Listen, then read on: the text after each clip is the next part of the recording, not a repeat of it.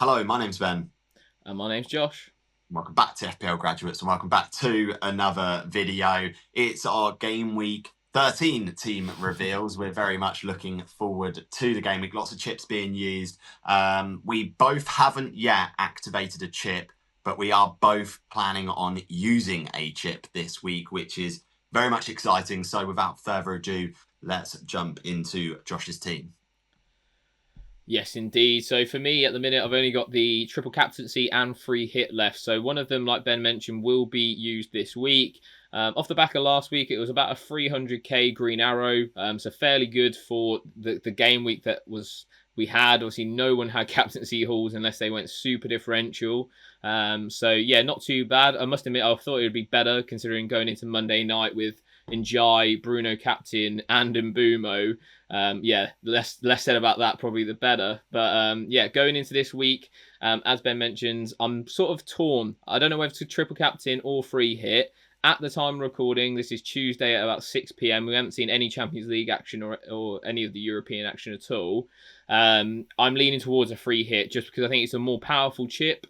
And I can use the triple captaincy on anyone, any game week, and I feel like there's a lot more luck to do with the triple captaincy than a free hit. So I want to sort of prioritize using a free hit in a good game week, and I think, judging by my team, which we'll go through, this week could be quite a good one. So, yeah, obviously, David Raya's in goal. Chelsea away is not a great fixture for that Arsenal defence. I wouldn't bank against them keeping a clean sheet, though, because they are so good defensively. I think they limited Spurs to, what was it, 0.04 XG or something in that game, but definitely helped out by the fact that Spurs set up so negatively in that one.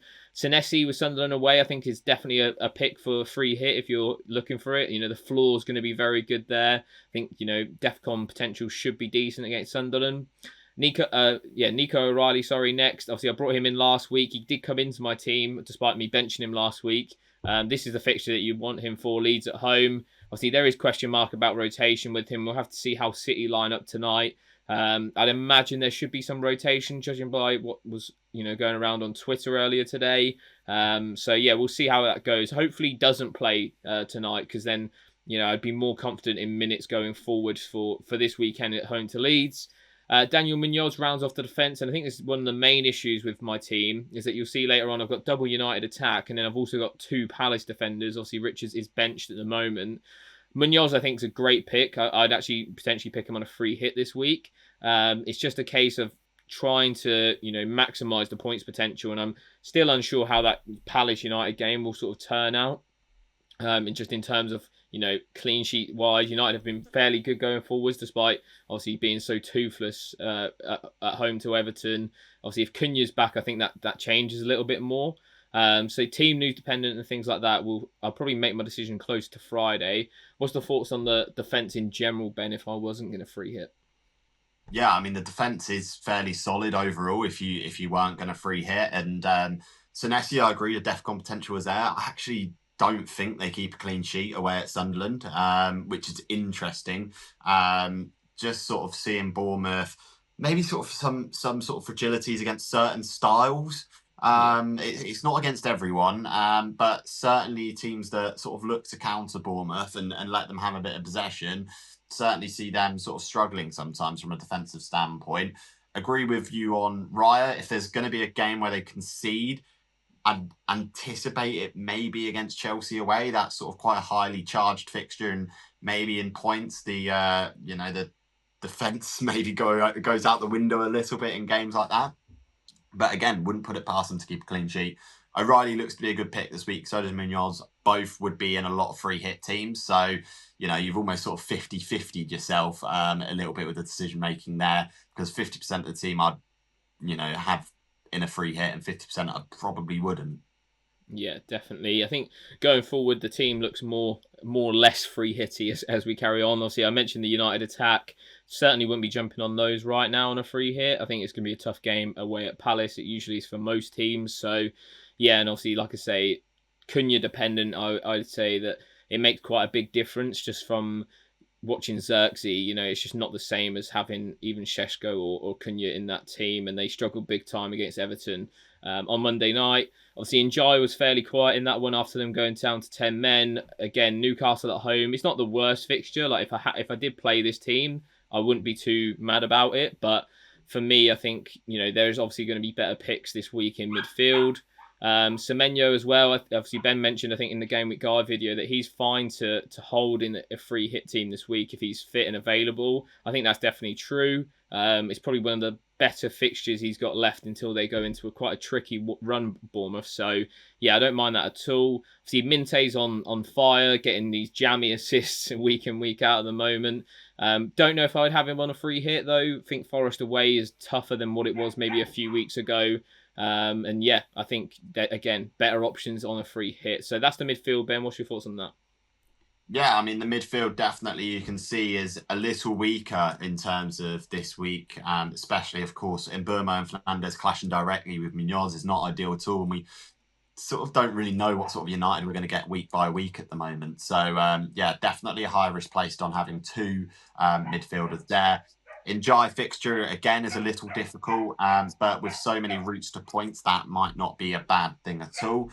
And then, yeah, like I said, Semenyo looks to be the one that you might have in a free hit. And then Minter, again, this week, not the worst idea at all to not have him in a free hit, but still not a bad option nonetheless. So it's fairly solid. And again, 50% to the midfield, you probably look at having in a free hit, and sort of the other 50% you probably wouldn't.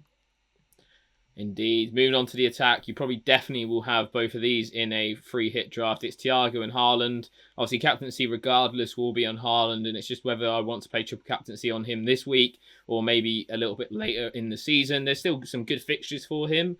I just think this is a decent matchup against that Leeds side. So, yeah, I think I need to do some more research in terms of like how Leeds defend, sort of his previous record against them. Obviously, they were in the league a couple of years ago, so that I think that data is still sort of warranted, albeit a couple years old. So yeah, there's some food for thought there. I've said it to Ben before. I think triple captaincy is just not as important chip as it's made out to be. It only gives you basically one extra player. Obviously, if it's a great score, then fantastic. But if he's coming away with a goal, it's not the end of the world. And like I say, I'll probably want to prioritize the free hit. So that is my current team as it stands. I have built a free hit draft, which I'll just show on screen quickly now. It's probably going to be a 4-4-2. I think there's a lot of minutes risks in terms of the attackers, sort of, like Liverpool attackers, for example, which I've got two of.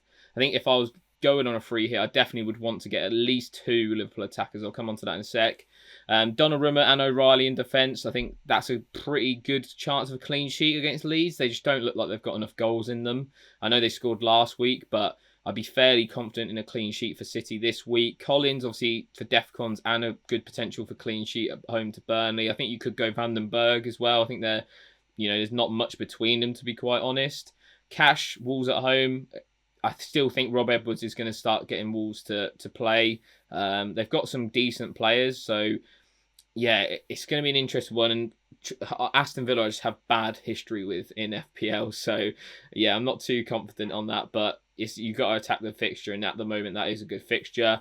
Van Dijk is someone who I'm not 100% on, to be quite honest. I think just them playing more direct, like everyone knows if you play direct against Liverpool, you'll get chances, so I just don't see why Nuno wouldn't do that. And they did it against Bournemouth, and they were 2-0 up at half time as well. So yeah, I think that's a questionable one for sure. Obviously, Salah and Gakpo, as I mentioned, Liverpool attack looks good. I think Salah himself has looked much better than the rest. I think, he scored 2 goals back to back and then obviously blanked against Forest. But what I would say is he looked pretty good against Forest.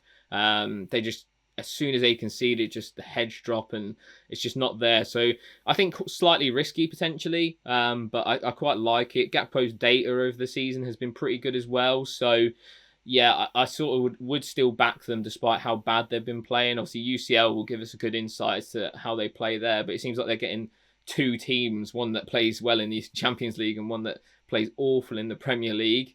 Shada, between him and Otara, is very 50-50. Rodgers, I think most people will own this week if they're free hitting. And then, like I say, Thiago and Haaland rounds the team up. What's your thoughts on probably the Liverpool conundrum, Ben, and anything else you want to chip in? Yeah, I mean, for me, I probably wouldn't go Liverpool defence just because of how bad the data has been. Yeah. I appreciate that the fixture's decent, but from a defensive standpoint, doesn't look good. I appreciate that actually the double up in attack is probably a sensible move if Liverpool can play well, and we've not seen that too many times this season. In terms of the overall team, very much solid. I think a lot of managers are going to go for triple Villa, potentially triple Brentford, potentially triple City, and a couple of Liverpool in there. So there's definitely a template forming there.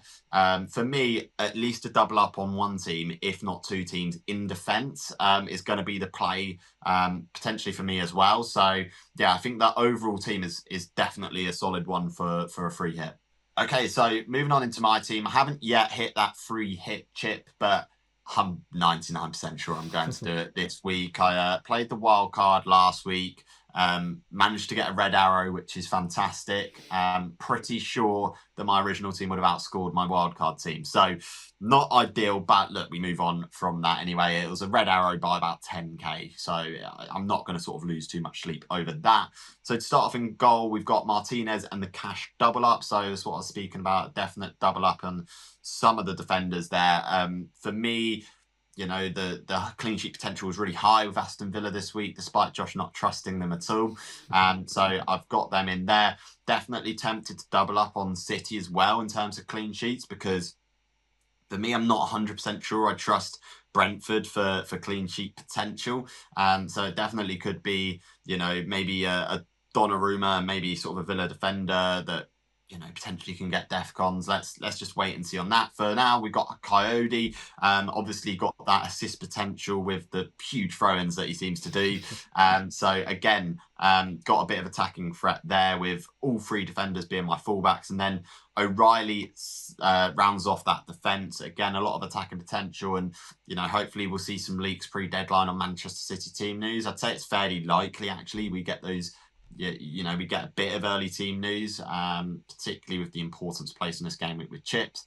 And I believe City are one of the first fixtures played of this game week, because it is a 3:00 sort of kickoff. So 1:30 deadline. So yeah, that should be good for us. Josh, what's the thoughts there on the defence? Yeah, I think that's also a benefit. As a little side tangent, but a benefit of free hitting this week is that there's three teams kicking off at deadline, so potential for team leaks and stuff like that is probably quite high. Like you say, City's usually a general one that everyone gets, so yeah, a nice one. Overall defense though, Coyote, like you say, is a nice. He's probably a lot of people will go for defcon potential with Vandenberg and Collins, so he's a nice differential with the long throws as you mentioned. I think that's a solid route to go. Doubling, I don't mind doubling up on two defenses. I think, like you say, that's probably the way to maximise your points. I think it's a solid strategy, and the ones that you've picked sort of make the most sense at the moment. I don't think I would double up on Brentford personally. Like you say, it's a bit more sketchy maybe. I think Burnley going forward haven't been too bad this season, although they do rank the bottom, I do believe, for XG. So yeah, maybe we're overlooking it, but I think I prefer the double attack for Brentford. Okay, so moving on into the midfield, Jeremy Doku in there to start with. He's on great form, looks really good last game week. So yeah, that's the reason he's in, and he's at a really cheap price. So you can really sort of maximise the value you get from the midfield. Mohamed Salah is in there as well. With Liverpool's decent fixture against West Ham, I think it's sensible to have a one, if not two attackers. So him and Gakpo firmly on the radar this week. Shardo in there as well. I mean, it could be a toss-up between him and Dango Ouattara. It just depends on what sort of money you're looking to place in that midfielder. And then to round off the midfield, Morgan Rogers, who I wildcarded out last week for a 15-point haul, which was fantastic, with a good fixture against Wolves at home. And then Sar in there as well. I put together this free hit, and he was the last position where I was just unsure. So I've stuck him in for now, because the fixture against Man United at home could be a good one. So let's just wait and see on that. Josh, what's the thoughts on the midfield? Yeah, it's a tough one between that double City defense or the attack. I think Doku is the attacker I'd go for. I've seen a few drafts knocking about with Foden. I'd be less inclined to go with him just because he's playing a lot deeper this season. Helping out in terms of ball progression and stuff like that. So yeah, Doku would be the guy. I think minutes wise, you'd be fairly secure there as well, unless something like a curveball from Pep comes out. So yeah, I quite like that. If you were opting to not go double up defense. Sharda, as I mentioned, it's very close between him and Atara. They almost have like identical data, which is really annoying. It would be nice to just sort of hang your hat on something to be like, yeah, he's the better pick, but it is a bit 50-50 there. I've mentioned, I think, when talking about Thiago and my team about the penalties, whether Thiago keeps them now that he obviously missed the second one against Brighton. If it does go back to Sharda, I think it's definitely up in the air with that. Sharda missed one and then it went to Thiago, so we'll see about that, I'm sure, in the near future. Brentford have had so many penalties that I'm sure that will not stop. Rodgers, obviously, everyone will own. Sarr, I don't mind it at all. It's just whether he can convert his XG. I think he'll definitely get chances against United. They're one of the worst defenses in the league so far this season. It's just a case of them taking the chances. We saw it against Wolves. Crystal Palace were just poor in front of goal, Mateta included. So, yeah, whether you can, hang your hat, like you say, on Sarr actually converting the chances is whether you'll have a successful week or not. Okay, so moving on to strike force, of course, as Josh said in the sort of previous sort of clip, Thiago and Haaland up top for me as well in the free hit, absolutely locked in and secure in there. Then on the bench, as you can see, Dubravka, Welbeck as a playing option on the bench. I've just picked him for his good form at the moment. So yeah, for me the idea is to have one sort of decent option off the bench just in case, and sort of followed up with Esteve, who in case he will play and potentially get DEFCON. So yeah, that rounds off the free hit team. There's definitely a couple of tweaks and changes that I'll probably look at making over the next few days. But yeah, it's likely that after probably tonight's recording on Tuesday night, I'll probably going to hit the chip and sort of put it in play.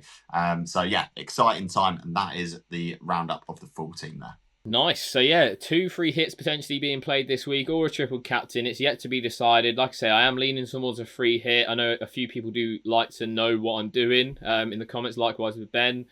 So yeah, leaning more towards a free hit. If I had to say now, it probably would be a free hit, and it would be pretty similar, to be honest, to that 4-4-2 draft that you saw in the video. So yeah, thank you very much for watching. Let us know if you're playing any chips this week in the comments. Yeah, absolutely. And as always, please remember to like, comment, and subscribe to the FPL Graduates. I've been Ben. I've been Josh. We'll see you guys next time. Have a good game week, everyone.